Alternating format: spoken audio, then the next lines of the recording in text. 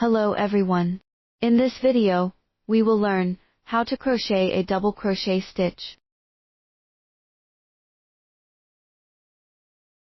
First, yarn over, insert your hook into the next stitch.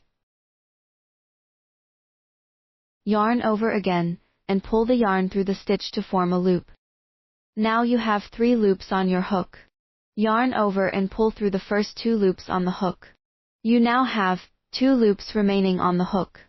Yarn over again, and pull through the remaining 2 loops. This completes 1 double crochet.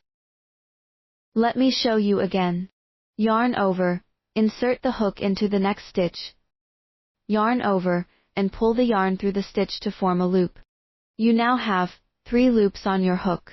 Yarn over and pull through the first 2 loops. Yarn over again, and pull through the remaining 2 loops. Another double crochet is complete. That is all for this video. Enjoy your crocheting time.